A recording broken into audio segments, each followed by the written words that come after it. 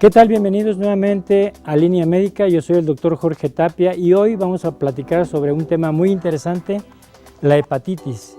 ¿Qué es la hepatitis? Un problema de salud a nivel mundial, un problema médico que atañe a todos los médicos. Acompáñenme a ver este reportaje.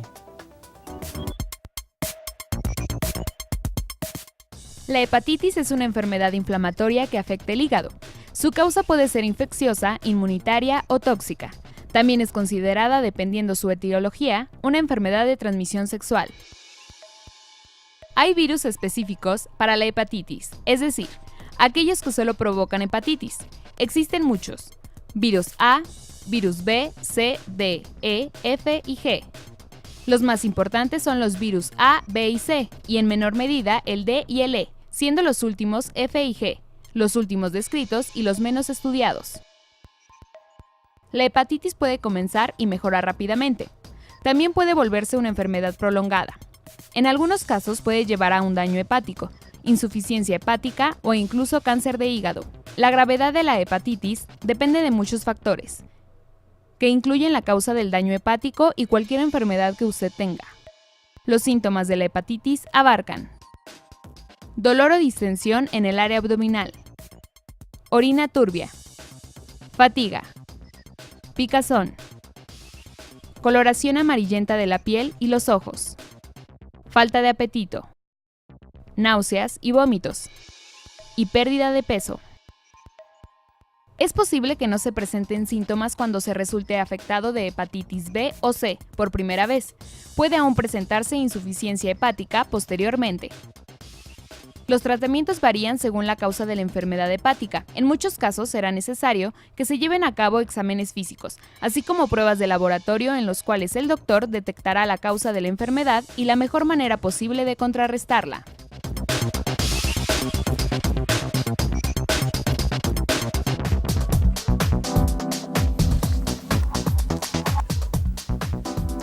Como les mencioné, hoy vamos a platicar todo sobre la hepatitis, un problema de salud pública a nivel mundial, y aquí en Aguascalientes nos preocupa mucho porque también hay pacientes, hay enfermos con hepatitis que aún no se diagnostican. Hoy tenemos invitado pues al doctor Juan González Macías, médico gastroenterólogo, endoscopista, coordinador estatal del programa de hepatitis viral del Instituto de Servicios de Salud del Estado de Aguascalientes. Bienvenido, doctor. Muchas gracias. Tenemos también la presencia del doctor Juan Carlos Torres López, es epidemiólogo estatal también de los Servicios de Salud del Estado de Aguascalientes. Bienvenido. Muchísimas gracias. Bueno, para arrancar nuestro programa vamos a platicar sobre un tema que ya se avecina, la conmemoración, doctor Juan González, la hepatitis. Sí, bueno, el día 28 de julio es el Día Mundial de la Hepatitis y a lo largo de muchas ciudades y de muchos lugares se realizan programas específicos en relación a la hepatitis en general, no solamente una, sino en general. Claro. Doctor, para empezar nuestra charla sobre el tema, ¿qué es la hepatitis? La hepatitis es una infección causada por un virus que causa una inflamación en las células del hígado y que esta inflamación causa un deterioro en las funciones hepáticas o del mismo hígado. El hígado es una máquina que procesa, que almacena, que genera energía. El hígado produce más de 5,000 funciones, es decir, es un órgano importantísimo, es un órgano vital, de tal manera que cualquier proceso inflamatorio, llámese bacteriano o en este caso por un virus, pues va a causar ese daño. Claro. Doctor Juan Carlos Torres, como epidemiólogo estatal, nos interesa saber cómo estamos en Aguascalientes, en el mundo más que nada, en México y en Aguascalientes. Sabemos que hay hepatitis a nivel mundial y que, bueno, como ya lo mencionó el doctor, el 28 de julio se conmemora por la Organización Mundial de la Salud este interesante día, porque ahí, bueno, pues vamos a convivir con muchos pacientes, con muchos enfermos, o en general las personas que quieran acudir o que se acerquen a los centros de salud donde van a llevar información. En cuanto a Aguascalientes, ¿cómo estamos, doctor, aquí en cuanto a la hepatitis? Bueno, mire, empezaríamos diciendo, determinantemente es un problema de salud pública mundial. ¿Sí? Actualmente la OMS considera más de 700 millones de personas infectados. México, pues bueno, no es la excepción, tenemos gran cantidad. Son pacientes que de alguna manera sigue representando su forma de transmisión, es determinante para que se prevalezca este padecimiento. Pero aunado a todas estas estrategias, a todas estas líneas de acción que manda la OMS, México se suma y Aguascalientes como parte de México con todas las acciones. Entre ellas, por ejemplo, lo que es promoción de la salud, invitar a la población misma a que si cumple ciertas características, sospeche, se acerque a los servicios de salud para que sea atendida, incluida en un protocolo diagnóstico, en una serie de estudios y conducido con los profesionales como el doctor Juan González para que le dé un manejo adecuado a su enfermedad. ¿Cómo estamos en Aguascalientes? Afortunadamente es un padecimiento que va a la baja en el sentido de que si bien es cierto, traemos algunas condiciones que estamos ajustando en cuanto a la detección, porque la detección básica comienza en la conciencia misma del paciente, de que se acerque a un servicio de salud. Muchas veces la hepatitis B y C son sintomáticas, entonces eso hace que el paciente no se acerque al servicio de salud. Y su captura a veces resulta ser fortuita cuando va a otro servicio de salud. Pero en ese tenor quería comentarles, Aguascalientes afortunadamente no hemos registrado brotes. Aguascalientes ahorita está, sí, como todos los estados, sigue habiendo casos. Ahorita en los últimos 5 años la prevalencia es de 90 de cada 100,000 habitantes de los casos acumulados en los 5 años. Es decir, 9 de cada 10,000 pudieran tener hepatitis en el estado. Y digo esto pudiera porque, bueno, pues son cifras muy dinámicas, que ahorita puedo dar una cifra y mañana ya cambia, pasado mañana. Entonces, ahorita el corte actual de los últimos 5 años a la fecha, 9 de cada 10,000 son portadores de hepatitis. Claro. Doctor Juan González, como coordinador estatal de esta clínica de hepatitis en el Instituto de Salud, como coordinador, ¿qué se está haciendo ahorita aquí en campaña contra esta terrible enfermedad?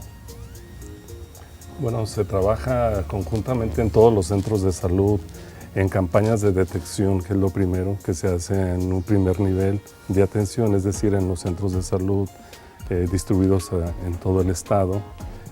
Una vez que se detectan pacientes a través de estas campañas de detección o por otra vía, por ejemplo, a través de los laboratorios clínicos donde reportan un caso de un paciente que tiene hepatitis o donadores que van a donar sangre al Centro Estatal de la Transfusión Sanguínea y que se consideran sanos y van a donar sangre y ellos no sabían que tenían hepatitis de cualquier tipo, salen positivos. De tal manera que hay diferentes formas de que se están detectando intencionadamente en campañas para buscarlas o a través de estudios clínicos que por alguna otra causa salen positivos y nunca habían pensado que tenían hepatitis.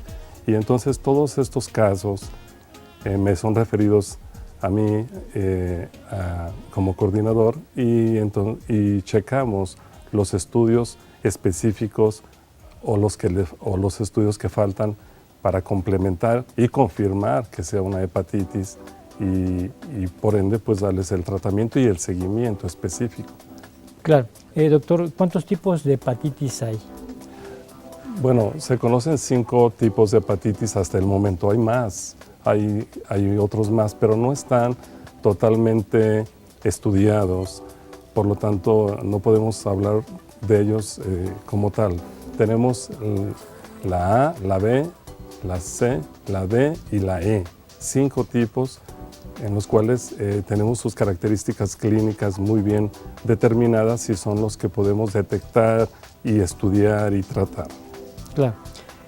Doctor Juan Carlos, en cuanto a la detección de este tipo de hepatitis, como lo mencionó el doctor, bueno, tenemos clínicas de primer nivel donde también va a acudir las personas para ser detectadas. ¿Cuál es el abordaje que se hace cuando mandan a este paciente a esta clínica? Y edades, doctor. Vamos a hablar también de edades. ¿Qué edades es más frecuente o más bien detectables? Claro. Para hablar un poquito de grupos de edad, tendríamos que definir el tipo específico de hepatitis. La hepatitis A, sabemos, es en edad escolar, secundaria, en esas edades, de la infancia. Hepatitis C, por el otro lado, es totalmente rubro diferente. Es una enfermedad crónica, generalmente, que detectamos en pacientes pues, ya de edad, ya de grupos de edad elevado.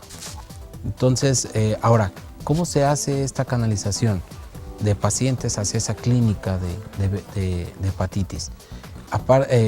Conjuntamente con las estrategias que mencionaba el doctor Juan González, en todos los hospitales también segundo nivel, todos los hospitales generales de aquí de Aguascalientes, incluyendo al Hospital Hidalgo, cualquier paciente que se detecta con una sospecha de hepatitis, inmediatamente se deriva. Al derivarse, el doctor les hace los estudios confirmatorios. Hay una serie de controles y todo un sistema bien implementado de cómo mando yo a un paciente de un hospital general hacia la clínica.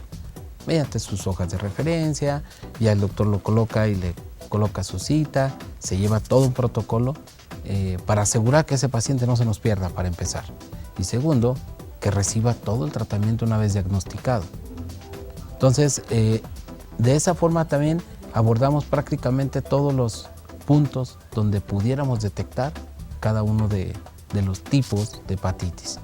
Si bien es cierto, en algunas unidades no contamos con un laboratorio equipado para detectar el tipo de hepatitis, hablando de los de primer nivel, pero sí contamos con pruebas rápidas, con unas pruebas de tamizaje en donde se le pincha un dedo al paciente, de ahí tomamos una sospecha. Si el paciente sale positivo, ahora sí, pasa al siguiente nivel, que ya lo retoma el doctor Juan González y aplica ya todo un protocolo más específico para lo que estamos buscando. Bien, vamos a ir a la pausa y regresamos en un momento más. Estamos platicando todo sobre la hepatitis. Acérquese usted a hacerse un chequeo a los centros de salud. Y bueno, pues ya dijimos que la hepatitis es un gran problema de salud pública a nivel mundial y también aquí en Aguascalientes. Volvemos.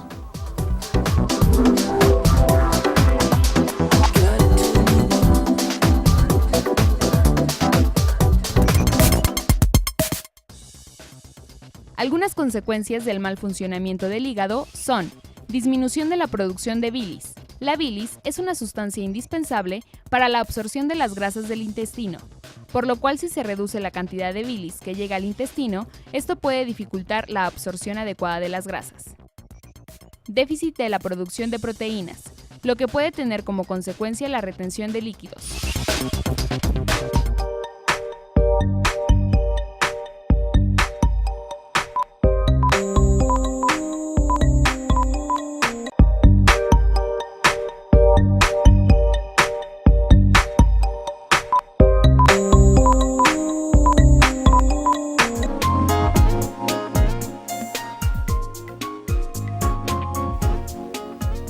Estamos de regreso pues y estamos platicando todo sobre la hepatitis. Ya le decíamos a usted que hay una clínica de la hepatitis. El coordinador es el doctor Juan González, es médico gastroenterólogo, endoscopista. Y bueno, él está al tanto de esta situación tan relevante. Como tema principal, doctor, nos preocupa también saber las causas de esta hepatitis. Sabemos que ya lo dijo, es un problema viral. Pero bueno, platicarnos todo, cómo se transmite, el tipo A, y después tocamos el tipo B y después el tipo C. Bien, de las 5 hepatitis que comentábamos que existen, existen 2 que son transmitidas por vía oral, la transmisión es fecal oral, y esa es la A y la E. En cambio, la hepatitis B, C y D se transmiten sobre todo a través de sangre o secreciones de heridas en la piel, en donde contaminan esas heridas y que en esas secreciones van esos componentes virales de partículas virales. Entonces, La A y la E se transmiten por vía oral y a través de alimentos contaminados, a través de malos hábitos higiénicos, de hacinamiento, de mala higiene personal, en donde estos virus infectan a estos pacientes. Claro. Doctor Juan Carlos Torres, en cuanto a la transmisión de este virus de la hepatitis A, como ya mencionó el doctor, mano-boca, seguramente es el contagio, los malos hábitos de higiene. ¿Es posible que estos pacientes, aunque no estén vacunados, puedan adquirir la enfermedad? ¿O los que están vacunados también? Sí, mire, de hecho, la hepatitis A hace su expresión más fuerte, eso es a nivel mundial. Evidentemente y afortunadamente para nosotros, qué bueno que sea la A, que la A no nos lleva a la muerte, pero sí, esa es una de las explicaciones más lógicas, ¿no? Su transmisión. ¿Por qué? Porque comúnmente, inclusive por eso se expresa en ese grupo de edad más fuertemente, por la contaminación de las manos. Entonces, en un momento dado, si bien es cierto, confiere cierta protección la vacuna, pero el estar expuesto, evidentemente lo puede uno contraer. Que no desarrolle los síntomas es la gran diferencia de la vacuna, pero el virus se puede contraer.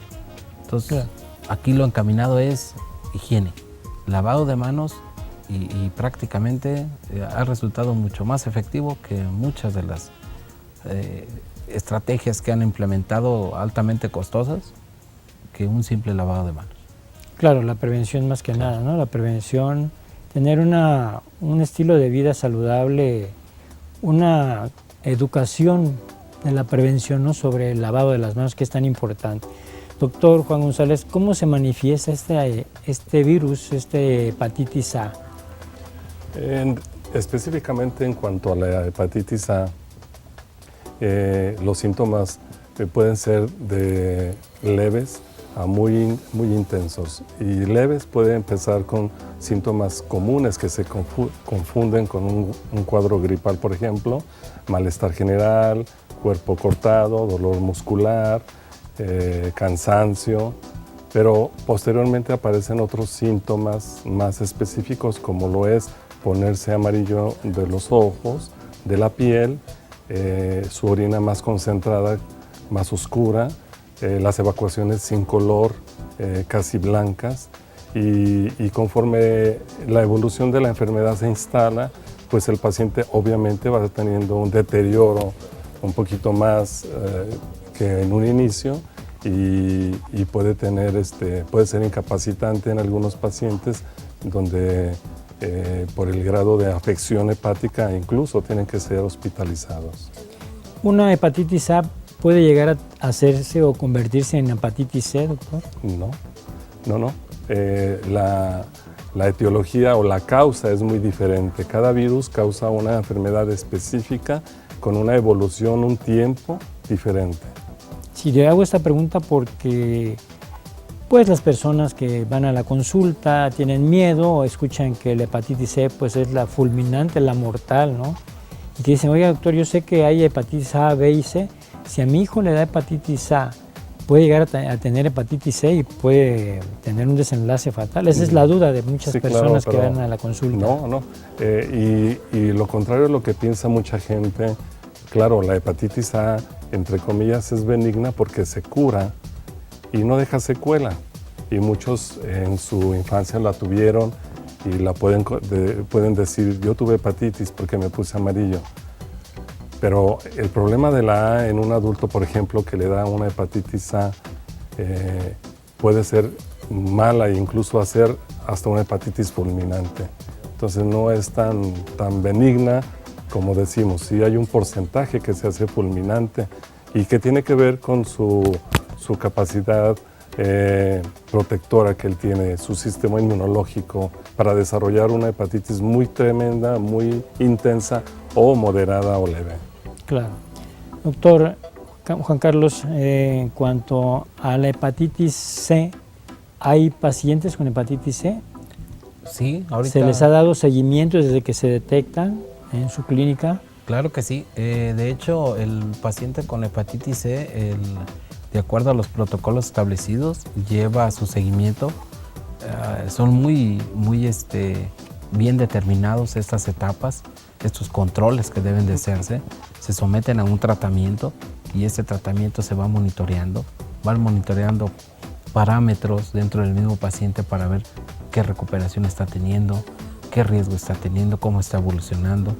Lógico, aquí entra mucho la experiencia clínica, en este caso el doctor, para saber en qué etapa los agarro, qué tratamiento les conviene, qué seguimiento les voy a dar. Algunos más frecuentes, algunos más alargados, dependiendo ya el estadio en el que llega el paciente a los servicios de salud.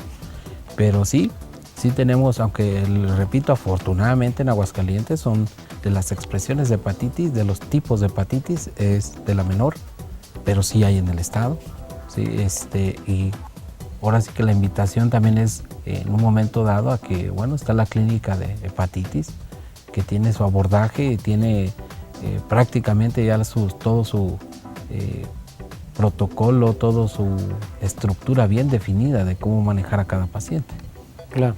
Doctora, hablando de la hepatitis, cuanto a hay causas, ya dijimos la principal, el virus, ¿verdad? El virus tipo A, pero en el B y en el C ya había comentado algo sobre esto al respecto, sobre las transfusiones, sobre el uso de las drogas, ahora en los jóvenes, las bebidas alcohólicas, y que bueno, pues va desencadenando o va avanzando el problema cuando se le da el seguimiento, ¿no? Y hasta producir cirrosis, cáncer de hígado, ¿no?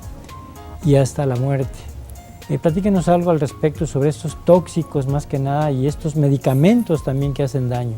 Bien, la hepatitis B y la hepatitis C hacen cronicidad, es decir, que son las dos que se pueden hacer crónicas durante muchos años y precisamente por hacerse crónicas el hígado se daña tanto que causa una cirrosis y de esa cirrosis estos virus específicamente B y C después de ser cirrosis pueden hacer cáncer de hígado. Entonces por eso tienen mucha importancia epidemiológica porque pueden causar ese daño a través de mucho tiempo en ellos. Y bueno, la transmisión de estos virus de la hepatitis B y C principalmente es por sangre, vía sanguínea o contacto de mucosa o piel dañada en donde puede entrar por ahí el virus. Por eso los que usan drogas intravenosas son uno de los que tienen mayor riesgo, es una población de alto riesgo y muchos de ellos no lo saben y tienen hepatitis tanto B como C. Los que usan drogas como la cocaína nasal, también porque se dañan la mucosa nasal y por ahí también entra el virus. Entonces ellos son los pacientes que están en máquinas de hemodiálisis que se están circulando, también son susceptibles a contraer hepatitis B y hepatitis C. Los que usan piercing, los que usan tatuajes, aunque la infección en este grupo de pacientes no es muy importante, pero sí está comprobado que entran a través de estos tatuajes o de estos piercing. No se generaliza que todo sea malo, pues, pero sí se tienen que tener medidas específicas en relación a la forma y los profesionales en hacer este tipo de trabajo. Claro. Vamos a ir a la pausa y regresamos en un momento más. Estamos platicando todo sobre la hepatitis. Acérquese a los centros de salud. Si usted no tiene ningún síntoma, pues acuda. El 28 de julio los esperamos allí para que hagan una toma de sangre y detectar si usted está sano. Volvemos.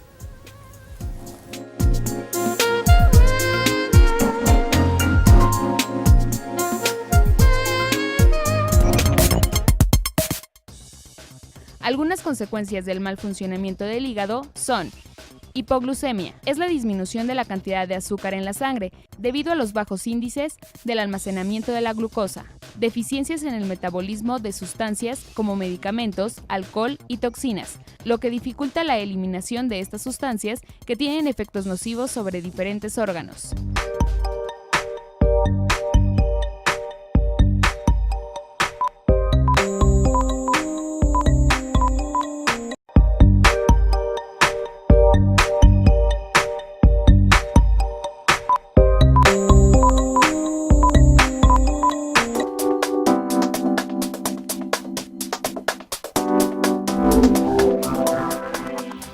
Estamos de regreso y bueno, le vuelvo a repetir, vamos a dar datos importantes y relevantes para que el día 28 de julio acuda usted a hacerse un chequeo y demostrar que usted no tiene hepatitis, ningún tipo. Doctor Juan Carlos, denos la explicación a dónde pueden acudir, qué horario, a dónde pueden ir estas personas a checarse en caso dado de que aún no tengan aún síntomas de la enfermedad. Claro, mire, generalmente todas las unidades de primer nivel, estamos hablando centros de salud, tienen dentro de todos los insumos con los que cuentan, cuentan con primero un cuestionario que se aplica al paciente, porque bueno, de alguna manera también es empezar a hacer un escrutinio. El hacerlo a población abierta totalmente a veces resulta innecesario y someter a un paciente pues, simplemente a un pinchazo que no debiera hacer. Pero en cuanto el médico del centro de salud detecta al paciente o a la persona que va y dice, ¿sabe qué? Yo no tengo síntomas, pero pues no sé si yo tengo hepatitis, probablemente lo van a abordar, le van a decir, bueno, ciertos factores de riesgo le van a preguntar. Si el centro de salud determina y dice sí tiene riesgo, inmediatamente se traslada o se puede mandar a un hospital de segundo nivel, o sea, un hospital general, donde se tienen pruebas rápidas y donde generalmente vamos a establecer, inclusive, como parte central de esto, la clínica de hepatitis. Ahí la clínica de hepatitis en el Hospital General Tercer Milenio, que es donde se encuentra ubicada esta clínica de hepatitis, va a haber personal de epidemiología, que es la enfermera que está ahí a cargo, también con pruebas rápidas para que la persona que quiera acudir se puede hacer ahí la prueba. Lógico, repito, en un momento dado, aquí es ver en un momento dado qué riesgos tenemos, ¿no?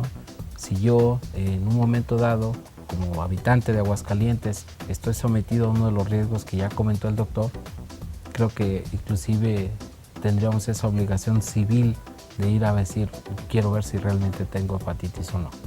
Pero igual, si soy una persona que no ha estado frente a ninguno de los riesgos que mencionó el doctor, pues tal vez, a lo mejor, y no tengo ningún síntoma, obviar esa detección, ¿no? Y a lo mejor dar paso, dar oportunidad a gente que sí tiene riesgo y que a lo mejor se va a acercar a los servicios de salud.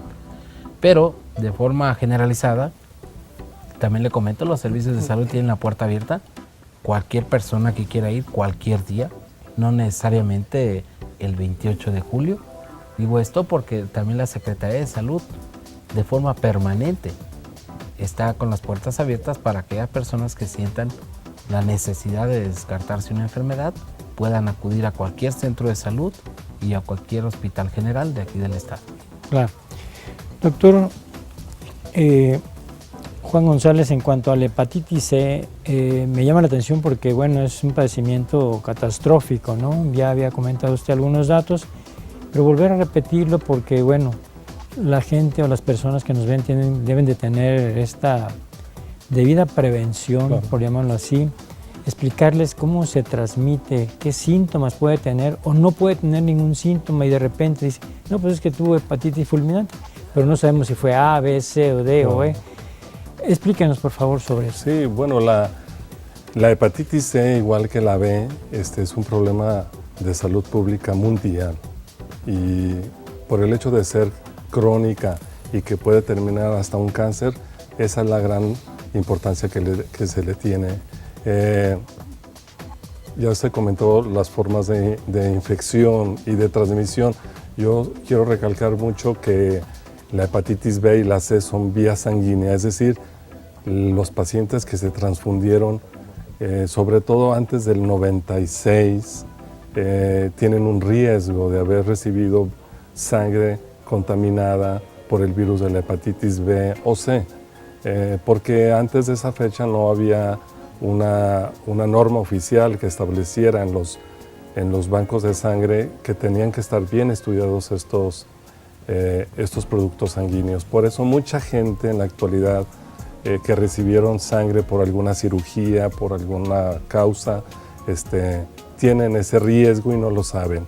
Y el problema, por ser un problema de salud pública, radica en que la hepatitis C, en este caso, no da muchos síntomas.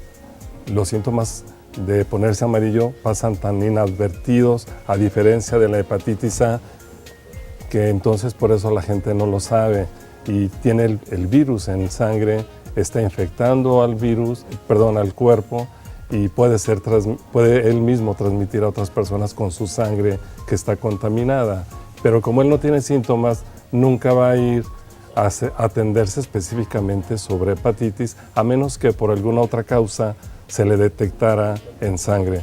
Por eso es importante saber que en etapas iniciales no tiene síntomas. El único síntoma que pudiera tener es una fatiga, pero esa fatiga puede ser confundida pues con su quehacer ordinario de todos los días, que no le toma mucha importancia.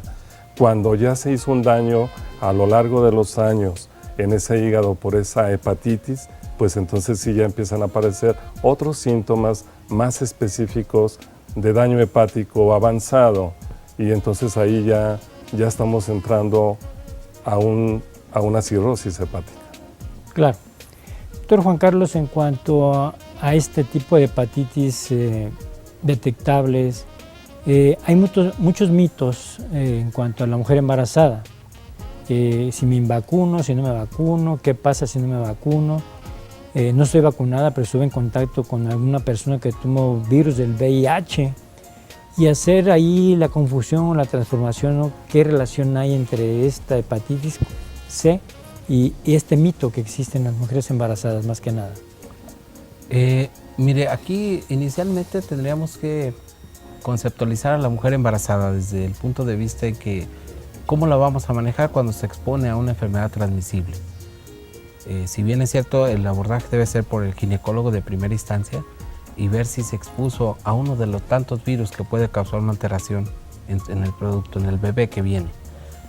Él determina en un momento dado si este virus, hablando de cualquier otro virus excepto hepatitis, pudiera tener ese efecto llamado teratogénico, y entonces sí empezar a darle tratamiento adecuado y una vigilancia estrecha a esa paciente. En cuanto a lo que es hepatitis, hablando de hepatitis, la mujer embarazada, desde el punto de vista de como riesgo, es el mismo riesgo que tenemos todos.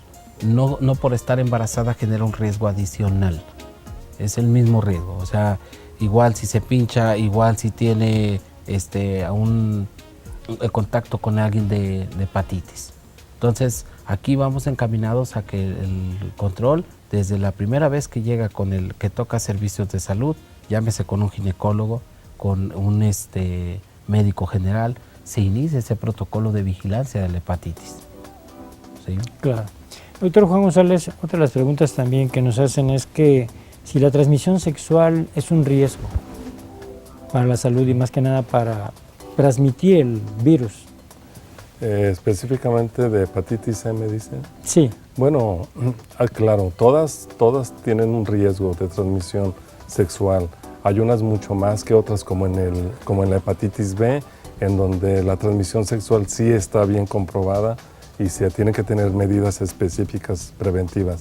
En hepatitis C es menos del 3% el riesgo de transmisión sexual. Estamos hablando en pacientes infectados y que no tienen protección específica.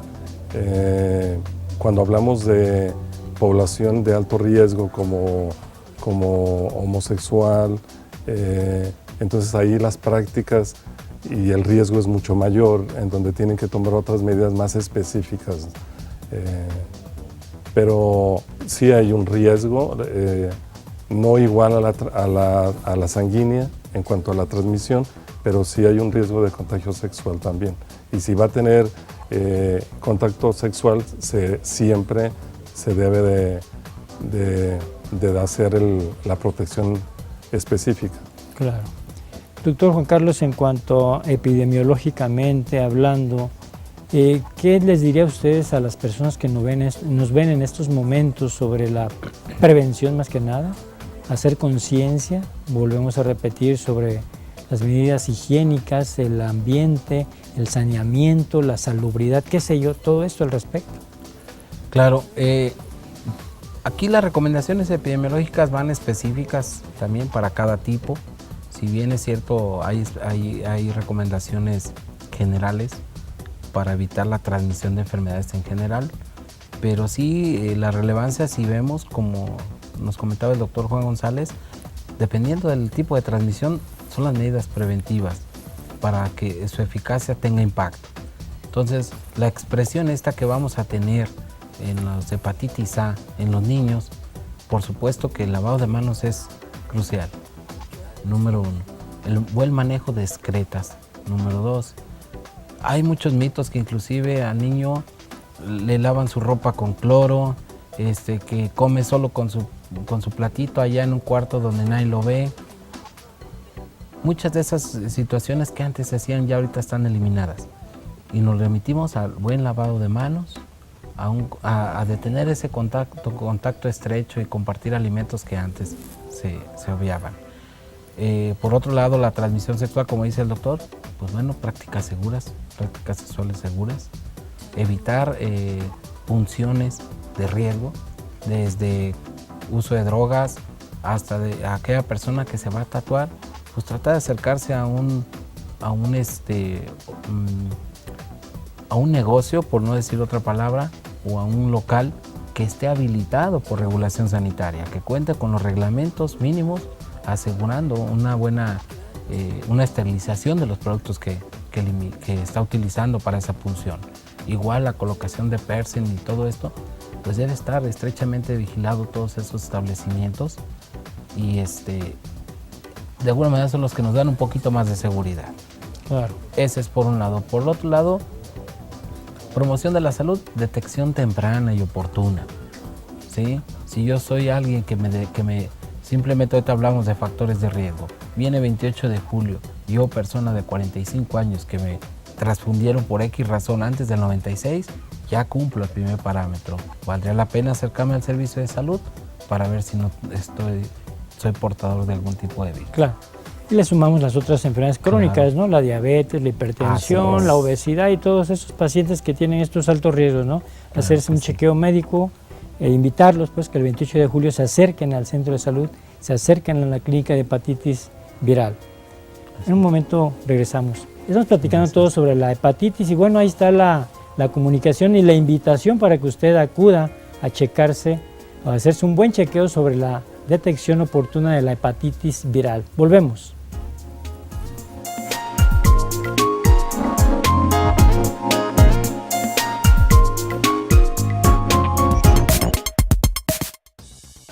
Algunas consecuencias del mal funcionamiento del hígado son disminución de la capacidad de defensa del organismo frente a bacterias y virus, debido al mal funcionamiento de ciertas células hepáticas, que actúan destruyendo precisamente estos gérmenes y que al no realizar su cometido correctamente, facilitan que las bacterias y los virus procedentes de la zona abdominal se extiendan por el torrente sanguíneo.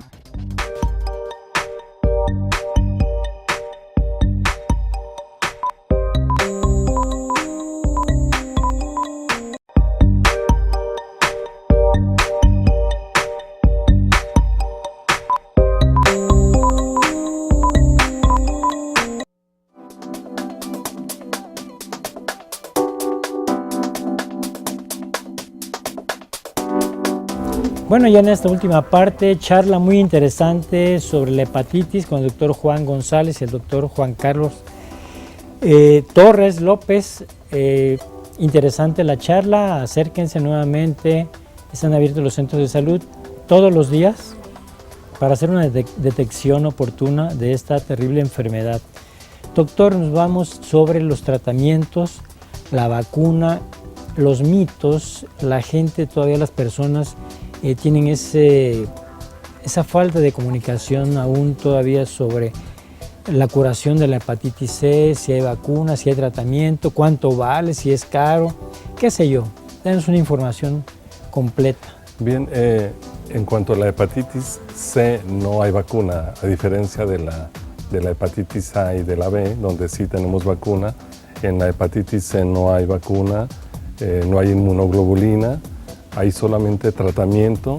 El tratamiento es un tratamiento que es muy agresivo, digámoslo así, porque el paciente se siente un poco mal durante el tratamiento. El tratamiento para la hepatitis C específicamente puede ser medio año o un año, dependiendo del tipo de virus C que tiene en sangre. Y eso lo hacemos con una prueba específica donde determinamos qué tipo de virus C tiene. Hay seis genotipos o 6 tipos de hepatitis C. Entonces, dependiendo de cuál tiene, vamos a ver el tiempo del tratamiento. Puede ser medio año o un año.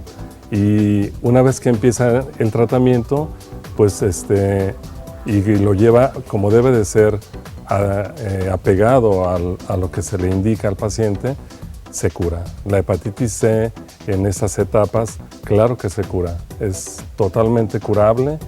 El problema es cuando está ya muy avanzado el paciente en la enfermedad y entonces nos imposibilita darle el tratamiento y por ende pues no lo podemos quitar. Y entonces ese paciente, al no quitarle la hepatitis C, va a desarrollar cirrosis que no podemos parar. Por eso es un problema de salud pública en donde si lo agarramos en una etapa temprana, la podemos curar la hepatitis C. Claro. Doctor Juan Carlos Torres, en cuanto a las vacunas, ¿desde cuándo hay que invitar a la gente a vacunarse, a los niños, no sé, adolescentes, adultos? ¿En qué momento se deben de vacunar? Y bueno, quitar algunos mitos, ¿no? Yo no voy a la vacuna porque me va a dar hepatitis. O yo no me quiero vacunar porque me duele el pinchazo en el brazo o en la pierna, ¿no? O me voy a sentir mal y a lo mejor adquiero la hepatitis. Aquí hago relevancia a que Aguascalientes trae una alta cobertura de sus esquemas de vacunación. Afortunadamente a nivel nacional, Aguascalientes está colocado dentro de los primeros lugares en cobertura de vacunas en general, de esquemas para niños. Entonces, evidentemente, desde el momento inclusive desde que nace el niño, comienza la vacunación por un BCG, se llama la vacuna, pero ahí es cuando a la mamá se acercan y le dicen, aquí está su cartilla de vacunación, aquí están las fechas, a qué edades debe de estarlo trayendo. Inclusive la misma secretaría queda abierta por si alguien regresa con duda y decir, oiga, no sé cuándo le toca a mi niño o qué pasa si me lo inyectan. Hay gente que inclusive no va a inyectarse precisamente porque piensan que les va a dar hepatitis. Entonces, le comento, no sucede esto. Aquí más que nada, por ejemplo, los brotes de hepatitis A o los aumentos de casos de hepatitis A en el estado se han dado casi siempre por contaminación. Casi siempre cuando hacemos el estudio epidemiológico lo trazamos hacia una fuente externa. Es decir, por un lado, cabría esperar de que si traemos coberturas altas, pues no hubiera casi expresión de la enfermedad. Pero más sin embargo la traemos porque casi siempre, le repito, llegamos a la conclusión de que se pusieron en contacto con aguas negras, de que el niño consumió vegetales mal lavados, o sea, esa es la exposición. Entonces la relevancia ahí la toma de que en un momento dado, como padres de familia, estemos al tanto de la cartilla de vacunación de nuestro hijo, de que acudamos, están todo el sector salud, inclusive desde IMSS, ISSSTE, todos tienen biológico disponible de hepatitis viral. Entonces, aquí la idea es, inclusive nos pasó en alguna ocasión, dimos una fecha determinada para vacunas y posteriormente malentendían, ¿no? Que después de esa fecha ya no se podía. No, claro que no, o sea, agarren su cartilla, visiten el centro de salud. Hay enfermeras exclusivas para vacunas que las van a abordar y van a decir, le toca a tal fecha a su hijo esta vacuna, de acuerdo a los parámetros que se vienen marcando, las temporalidades de cada vacuna. Entonces, ahora sí que aquí la invitación más que nada es que se acerquen. La vacuna, repito, no genera la enfermedad. La vacuna, como cualquier otro biológico, por lo que se está inyectando, pudiera causar algunos efectos que generalmente son transitorios y leves. Pudiera ser un poco de fiebre, pudiera que cede con paracetamol, pudiera ser cefalea, que se autolimita solita, se va quitando, con un paracetamol lo retiramos. Pero eso, restado contra toda la protección que infiere la vacuna, creo que es muy comprensible que asumamos ese poquito riesgo de esa fiebre transitoria, de ese dolorcito de cabeza, a estar expuestos a enfermedades totalmente devastadoras. Claro. Doctor Juan González, en cuanto a los tratamientos que ya comentó sobre la hepatitis C, seguramente queda la duda, ¿no?, en algunas personas que nos ven y dice, oiga, ¿será caro? ¿Será barato? Habla de 6 meses, habla de 1 año, quién sabe qué tipo de hepatitis C tenga yo, ¿cuánto me va a costar el tratamiento? Y seguramente muchos pacientes tienen seguro popular y bueno, ahí empieza ahí el rejuego, ¿no? Como dicen, me van a hacer un descuento, no me van a hacer un descuento. Es invitar a la gente, claro, simplemente a que vaya, que acuda, ¿no? Y resaltar si tiene o no tiene el tipo de hepatitis. Sí, bueno, en cuanto a hepatitis C específicamente, por eso es importante la clínica de hepatitis, porque se va a implementar a través de una certificación del programa de hepatitis a nivel nacional, el que se apoye a estos pacientes y que garanticen que su tratamiento va a estar ahí durante 6 meses o el año, sea como lo tengan que tomar. Sí es caro el tratamiento para hepatitis C, no todos lo pueden solventar, por eso el sector salud apoya mucho en estos pacientes que no pueden pagar esos tratamientos. Y uno de ellos es la ribavirina, que ese medicamento que es tomado se apoya a través de otras instancias para que se les dé a los pacientes, pero el interferón pegilado, que son ambos, interferón pegilado más ribavirina, es el tratamiento específico para hepatitis C. Este interferón es el que sí es caro y que muchos pacientes, de hecho, abandonan el tratamiento porque no lo pueden completar los 6 meses, y ese es el riesgo por el que el virus puede hacerse más fuerte y ya no poderle quitar la hepatitis a ese paciente. Por eso en la clínica de hepatitis se pretende que con el apoyo de la Secretaría a través del Seguro Popular se garantice este tratamiento y no se suspendan estos pacientes. Claro. Doctor Juan Carlos López, ¿qué les diría a las personas que nos están viendo en estos momentos, volver a recalcar sobre este estilo de vida, esta prevención, esta educación sobre la salud, y que bueno, no cuesta nada, ¿no? Como habíamos comentado, el lavarse las manos todos los días, mañana, tarde y noche, después de ir al baño, qué sé yo, agarrar cosas contaminadas? Denos el mensaje. Sí. Mire, ahorita una de las tantas preocupaciones de nuestro secretario de Salud es precisamente todo ese tipo de enfermedades prevenibles. En ese contexto y en la atención a la misma población del Estado, ahorita estamos empujando, haciendo esfuerzos para lograr certificar esta clínica de hepatitis que esté ubicada en el tercer milenio, con la cual se va a abrir la atención a mucho paciente, auspiciada por supuesto y con apoyo del Seguro Popular. Entonces, por ahí, por un lado, les hago extensiva esta preocupación del secretario de Salud a través de la Dirección de Atención Primaria de la Salud, donde estamos día a día viendo lo que hace falta de esa clínica, empujando para que rápido se certifique y podamos atender. Por otro lado, a la población abierta, como médico epidemiólogo, pues les invito a tener todas esas medidas de saneamiento básico, todas esas medidas de lavado de manos, evitar consumir vegetales sin lavar, todas las vías, como ya lo explicó el doctor, tomemos conciencia simplemente la vía de transmisión. Tan sencillo como es, 2 de los tipos es por la boca, los demás tipos es contacto por secreciones o humores llamados comúnmente. Entonces, si de estas dos vías yo las mantengo controladas, seguramente ese virus lo voy a tener alejado de mí.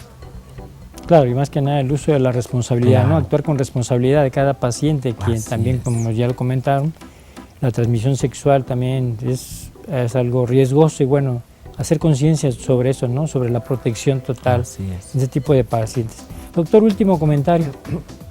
Pues que los pacientes, como ya comentó el doctor, que tengan algún factor de riesgo porque se transfundieron, porque tienen problema renal y están en máquinas de hemodiálisis, porque se pusieron amarillos, porque usan drogas.